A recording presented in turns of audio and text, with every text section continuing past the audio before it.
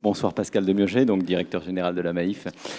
On va parler du défi environnemental. Voilà, il nous concerne tous, mais spécialement le secteur de l'assurance, évidemment, qui est en première ligne. Vous allez nous en parler. Alors, avant de vous donner la parole, Pascal Demurger, une courte vidéo.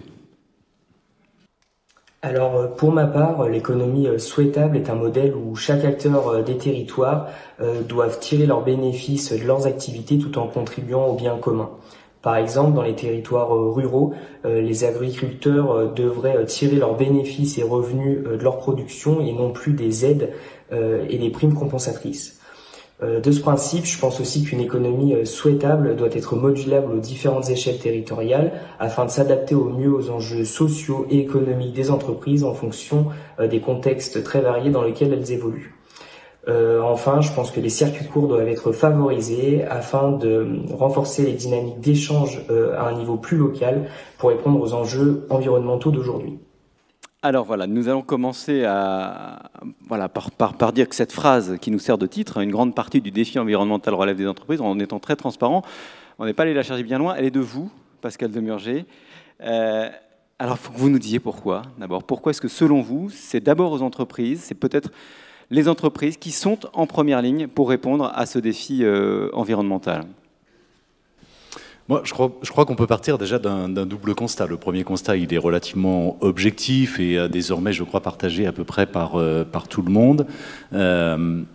On se souvient, les accords de Paris avaient fixé un objectif, 1,5 degré, éventuellement jusqu'à 2 degrés de réchauffement à l'horizon 2100. Nous savons aujourd'hui que nous n'y sommes pas. Les derniers chiffres que nous avons pu voir font plutôt état de 2,8 degrés. Donc c'est déjà une première réalité objective. La deuxième réalité que l'on constate, d'abord, c'est qu'il y a une relative impuissance de la puissance publique, justement, face à ce sujet. Nous n'arrivons pas en France, en réalité, à trouver le mode d'emploi de la transition. L'État a été condamné à plusieurs reprises, et l'est de plus en plus régulièrement, d'ailleurs, pour une forme d'inaction dans la mise en œuvre des accords de Paris. Du côté des individus, des ménages, on voit bien une crispation sur, au fond, une préférence pour la fin du mois. Et le mouvement des Gilets jaunes, d'une certaine manière, en témoignait. Du côté des corps intermédiaires, ils ont été créés dans l'immédiate après-guerre, et notamment le monde patronal et le monde syndical, autour de problématiques évidemment complètement différentes, autour de la question du partage de la valeur. Et de fait, le discours, la discussion aujourd'hui entre ces corps intermédiaires se fait très principalement sur la question du partage de la valeur, et là encore seulement au bénéfice des insiders, d'ailleurs, assez peu de ceux qui sont en dehors du monde économique. Je crois que face à cette situation, oui, l'entreprise a une responsabilité qui est extrêmement forte. Une responsabilité d'abord parce que, historiquement, c'est quand même la dette écologique est quand même le fait de l'activité économique. Et aujourd'hui encore, on estime généralement que à peu près 70% des émissions de CO2 sont le fait des entreprises. Avec une grande différence d'ailleurs par rapport à ce qui se passait il y a quelques décennies et peut-être même quelques années encore, c'est cette espèce de déchirement du voile d'ignorance. On ne savait pas, pendant longtemps, on ne connaissait pas les conséquences de l'activité économique et du comportement de certaines entreprises. Ce déchirement du voile d'ignorance fait qu'aujourd'hui, il y a un équilibre complètement différent entre la représentation que l'on se fait tout simplement de la richesse apportée par l'activité économique, et qui évidemment est absolument gigantesque. Enfin, les progrès sociaux en termes de mode de vie qui ont été apportés depuis la Seconde Guerre mondiale précisément sont absolument colossaux.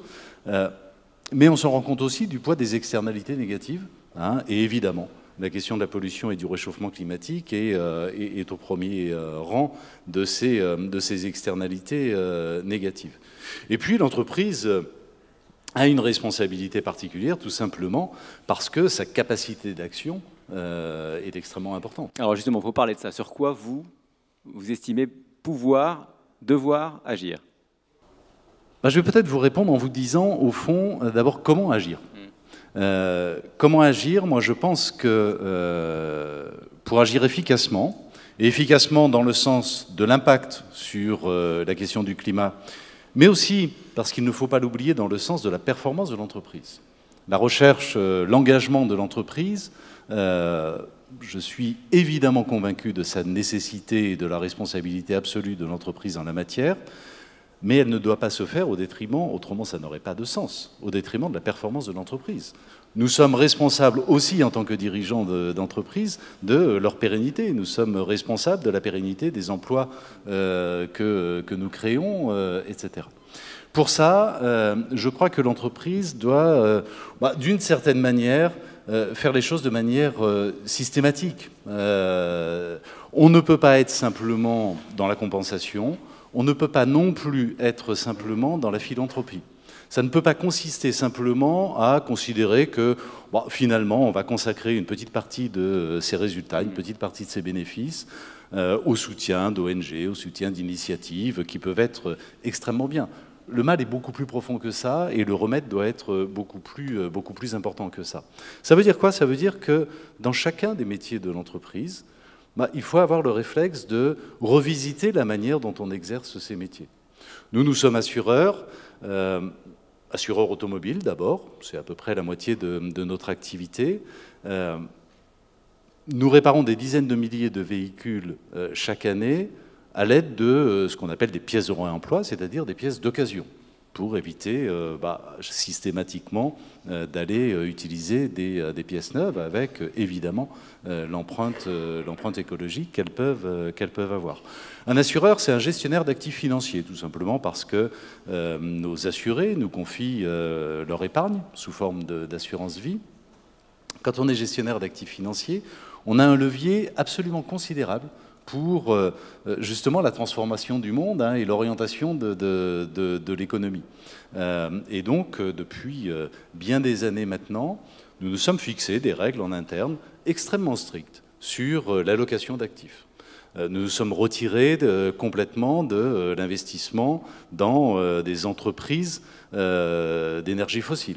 On n'a plus d'investissement dans les énergies fossiles. À l'inverse, évidemment, on investit beaucoup dans les énergies vertes et d'une manière générale dans les sujets de transition écologique.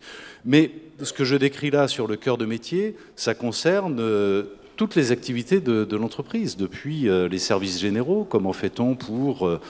très récemment, par exemple, on a inauguré un système de géothermie au siège de l'entreprise. Il y a 3000 personnes qui travaillent au siège et qui fait économiser un peu plus de 30% de l'énergie consommée. On installe des panneaux solaires sur l'ensemble des toits de nos immeubles d'exploitation.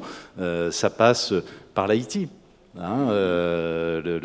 On sait que les serveurs consomment énormément d'énergie, créent énormément de chaleur. Comment on est capable de régénérer cette chaleur pour l'utiliser, par exemple, pour le chauffage, etc. On pourrait multiplier les exemples. Alors, au point où on en est, il faut qu'on en vienne à un sujet qui, je crois, vous tient à cœur. C'est la relation entre la politique, au sens le plus noble, et l'entreprise. Parce que tout ce que vous venez de nous dire, on peut vous dire c'est très bien, mais si on ne vous y contraint pas, finalement, vous ne faites que ce qui va dans le sens de vos intérêts. Après tout, c'est ça une entreprise aussi. C'est quand même travailler dans le sens, autant que possible, du bien commun, mais on est d'abord au service de ses actionnaires. Absolument, il n'y a pas de honte à ça. Il n'y a absolument pas de honte à ça. Et notre responsabilité première, c'est évidemment que l'entreprise soit rentable et pérenne. Et elle ne peut être pérenne que si effectivement elle est performante et rentable. Première chose peut-être, c'est que je pense qu'aujourd'hui, une entreprise qui négligerait ce sujet de la contribution finalement, de son engagement et de sa contribution à une forme de bien commun, vous avez utilisé le terme, prendrait les plus grands risques. Évidemment des risques d'image, il y a une attente sociale extrêmement forte qui est en train de monter puissamment à l'égard de l'entreprise. Évidemment des risques financier. Nous sommes assureurs, ça veut dire que nous sommes sans doute un des premiers secteurs, mais en réalité, demain, ça va concerner, je pense, l'ensemble des secteurs économiques. Nous sommes un des premiers secteurs à mesurer, financièrement parlant, les conséquences du changement climatique. Je ne veux pas vous inonder de chiffres, mais la manière dont, depuis 15 ans en réalité, on observe chaque année, de manière systématique, sans aucun retour en arrière, une augmentation extrêmement forte du coût tout simplement de ce qu'on appelle les sinistres climatiques, c'est-à-dire l'ensemble des sinistres qui sont dus au dérèglement climatique. Et c'est dans des proportions considérables. Depuis 15 ans, aujourd'hui, c'est une multiplication à peu près par 5 et on est évidemment au début du phénomène. Un de mes confrères, Henri De Castres, qui présidait une grande compagnie d'assurance en France, disait précisément à la fin de la COP21 en 2015, il disait « Un monde à 4 degrés est un monde inassurable ». Ce qui dit quelque chose de l'ampleur des conséquences des changements en cours, vu par un secteur d'activité qui passe énormément de temps, d'énergie et de moyens, consacre énormément de moyens à la modélisation des conséquences de ce changement climatique, parce que c'est dans le cœur de notre métier. Donc déjà, si une entreprise qui ne ferait rien aujourd'hui, je pense, prend de grands risques. Mais ça c'est plus fort que la contrainte politique, la contrainte de la loi ? Alors je ne dis pas que c'est plus fort, et surtout ça a un inconvénient majeur, c'est qu'en réalité les bénéfices, qu'ils soient d'image, qu'ils soient même financiers, qu'ils soient de conformité, parce qu'effectivement les règles évoluent, ces bénéfices sont très généralement des bénéfices de moyen terme. Ça veut dire qu'à court terme, il y a un coût. Il y a un investissement à consentir. Il y a parfois des renoncements qu'il faut accepter, dont je ne doute pas, y compris par expérience personnelle, qu'ils sont in fine rentables pour ces raisons d'image, pour des raisons de mobilisation du corps social interne. Mais pas à court terme. Mais à court terme, généralement, ça a un coût. Et c'est tout le problème de l'économie, et vous parliez des entreprises cotées. C'est tout le problème aujourd'hui d'une entreprise cotée, c'est qu'elle a des exigences extrêmement fortes de rentabilité à court terme. Elle publie ses comptes tous les quarters et elle doit défendre en permanence à la fois le montant d'un dividende et un cours de bourse, et avec un actionnariat qui est de plus en plus exigeant, incarné par des fonds de pension éventuellement anglo-saxons qui ont un niveau d'exigence très, très élevé. Et donc je pense qu'il appartient effectivement au pouvoir public de rétablir les choses. Moi je ne suis pas favorable à la contrainte, mais en revanche de créer les conditions pour que la rentabilité de ces investissements en faveur du climat soit beaucoup plus immédiate qu'elle ne l'est aujourd'hui. Prenons juste quelques exemples relativement simples. Est-ce qu'il est logique, et même restons sur la logique, mais j'allais presque dire, est-ce qu'il est acceptable que l'État français distribue chaque année 150 milliards d'euros d'aides publiques aux entreprises, sans du tout conditionner l'attribution de ces aides à un minimum d'exigence au plan écologique, ou au plan social d'ailleurs, mais on parle là de climat et de transition écologique. Est-ce qu'il est raisonnable, admissible, qu'aujourd'hui encore, les clauses écologiques, on va dire, ne soient pas systématiquement obligatoires dans les appels d'offres publics? Ça représente 250 milliards d'euros de commandes publiques chaque année à l'égard des entreprises. Et même si on va un petit peu plus loin, évidemment, lorsqu'une entreprise pollue, lorsqu'elle crée, en effet, elle contribue à ce désordre écologique, évidemment, elle dégénère des charges publiques, parce que ça crée des problèmes de santé publique, parce qu'il va falloir dépolluer, etc. Est-ce qu'il n'est pas tout simplement de bonne gestion d'imaginer une modulation de la fiscalité à l'égard des entreprises en fonction des externalités que cette entreprise crée autour d'elle? Par ailleurs, je pense qu'il y a un certain nombre de choses à faire relativement simples en réalité, simplement pour forcer la prise de conscience plus forte des dirigeants d'entreprise. Par exemple, on parle de l'opposition court terme, long terme. Est-ce qu'il ne serait pas tout simplement relativement sensé et efficace de faire en sorte que les droits de vote des actionnaires soient modulés en fonction de la durée de détention? Un fonds de pension américain, et le cas est fréquent, qui fait un aller-retour de 3 mois au capital d'une grande entreprise française, il le fait avec des intentions et avec des pratiques qui vont évidemment à l'encontre, généralement, de la santé de long terme de l'entreprise et de toute façon à l'encontre de ses pratiques en matière notamment écologique. Donc vous êtes en train de nous dire, c'est pas la peine de nous contraindre, mais il faut fortement nous inciter. Fortement nous inciter parce que je crois, je ne crois pas que la contrainte soit la bonne réponse parce que d'une certaine manière, la contrainte oblige la nature de la réponse. En revanche, l'incitation laisse aux dirigeants d'entreprise le choix tout simplement sur quelle est l'adaptation la plus pertinente. Et si demain, l'impôt sur les sociétés, par exemple, était modulé en fonction de son impact environnemental, le dirigeant d'entreprise aurait le choix entre effectivement accepter d'être imposé à un taux un peu plus élevé ou au contraire prendre les mesures nécessaires pour améliorer les choses. Il faut que vous nous parliez de ce modèle d'entreprise politique que vous défendez, qui se retrouve jusque dans le slogan de la Maïf, assureur militant. D'abord, il faut nous dire pourquoi. Et puis répondre à cette question, beaucoup vont vous dire, vous sortez de votre rôle. Ce n'est pas le rôle des entreprises de faire de la politique. Non, je suis complètement d'accord avec vous. Ah bon ? Ça n'est pas du tout le rôle d'une entreprise de faire de la politique au sens évidemment partisan ou éventuellement idéologique du terme. L'entreprise n'a aucune légitimité démocratique, l'entreprise n'a pas vocation, n'a pas de légitimité pour prendre position dans des débats publics. Donc vous n'êtes pas Elon Musk qui appellera un jour à voter pour tel ou tel... Certainement pas, certainement pas. En revanche, oui, l'entreprise a une responsabilité politique au sens de politique, c'est-à-dire a un impact sur la cité. L'entreprise ne vit pas de manière complètement isolée du reste de la société. L'entreprise a des impacts. Or, en dehors de sa production, en dehors des biens et des services qu'elle va mettre sur le marché, l'entreprise a des impacts sociaux, environnementaux ou autres sur la société.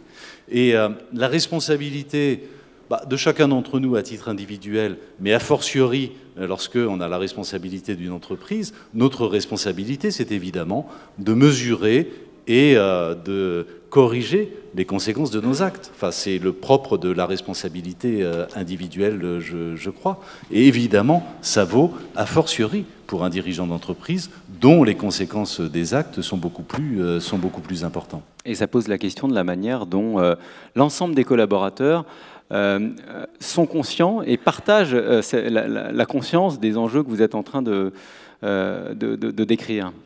Il a beaucoup été dit dans la table ronde précédente, et je partage la quasi-totalité de ce qui était exprimé, il a beaucoup été dit que les jeunes générations en particulier, mais tout individu précisément parce qu'il est un individu, a besoin de sens, a besoin de comprendre quelle est sa contribution à quelque chose de plus grand que lui. Et dans l'entreprise, c'est exactement la même chose. Les gens ont besoin d'abord de comprendre quelle est la mission de l'entreprise, quel est son apport dans la société dans laquelle nous vivons, et puis de comprendre la déclinaison jusqu'à lui-même et jusqu'à sa propre contribution à cette mission.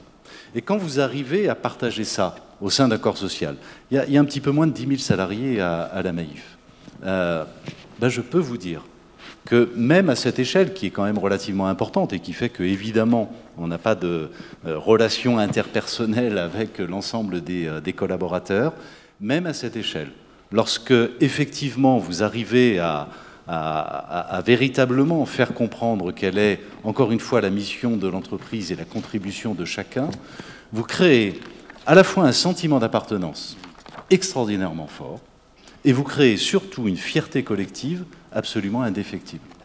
Moi, j'ai le souvenir, par exemple, Pardon, je vais vous raconter une petite anecdote. Il y a un peu plus de 2 ans, on s'en souvient, crise sanitaire, premier confinement, 17 mars 2020, tout le monde se retrouve confiné chez soi. Nous sommes, je l'ai dit tout à l'heure, d'abord un assureur automobile. Quelques jours après le début du confinement, je sors dans la rue et évidemment, ce que je vois tombe sous le sens, c'est-à-dire des rues totalement désertes et notamment aucune voiture dans les rues. Forcément se pose à moi la question de la légitimité du fait de conserver des primes d'assurance qui ont été payées par nos sociétaires, nos assurés, pour couvrir des accidents qui, par hypothèse, n'auront pas lieu puisque les voitures ne circulent plus. Et donc, j'ai pris la décision de rembourser l'équivalent de 8 semaines de prime d'assurance aux assurés de la Maif, en tout cas ceux qui avaient une assurance automobile. Ça a un petit peu, comment dirais-je, fait de bruit, ça a été assez fortement relayé et très positivement relayé. Dans les semaines qui ont suivi cette décision, qui était évidemment une décision lourde, on a mis sur la table un chèque d'une centaine de millions d'euros, ce qui pour nous n'est quand même pas tout à fait négligeable. Dans les semaines qui ont suivi cette décision, j'ai reçu ce qui n'arrive absolument jamais dans une entreprise. J'ai reçu des centaines de mails de collaborateurs qui juste disaient mais qu'est-ce que je suis fier de travailler dans cette entreprise. Vous imaginez bien que quand vous arrivez à créer une espèce de communauté de tous les salariés autour d'un objet tel que celui-ci, autour d'un engagement de l'entreprise, vous créez derrière une performance collective qui est absolument extraordinaire. Parce que le niveau d'engagement des salariés, parce que la manière dont chacun des collaborateurs de l'entreprise va parler à chacun des assurés qui téléphonent. La manière dont il devient un ambassadeur de la marque est absolument remarquable. Et oui, ça crée de la performance. Voilà, le sens est source de performance. Merci beaucoup. Merci à vous. Pascal Demurger.